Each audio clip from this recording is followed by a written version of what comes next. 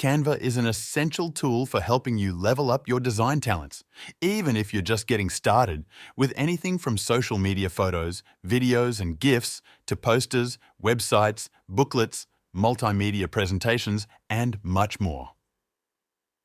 If you ever wanted to use an awesome design on Canva only to get this pop-up message, try Canva Pro for free for 30 days.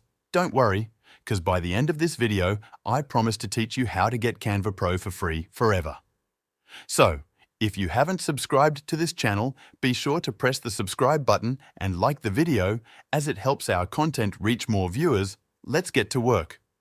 First of all, you can tell my Canva account is on the free version because I'm being asked to try the Pro version. What you should do is open Twitter, or X as it's being called now, then click on the Explore tab from the left side menu. Then search for canva.com/brand/join.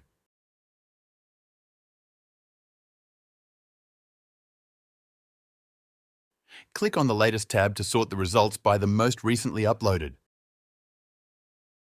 The link you click on must be like this, as many fake links are also there.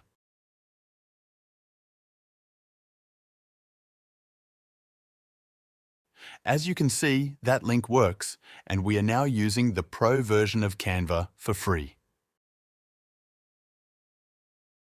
To confirm that, let's search for YouTube thumbnails.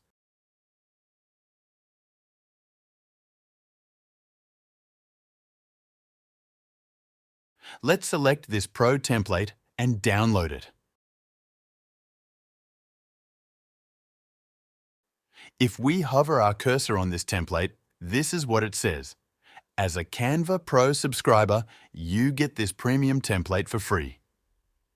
If you noticed, we didn't get the pop-up message asking us to try Canva Pro for free for 30 days. Now, let's try downloading the design.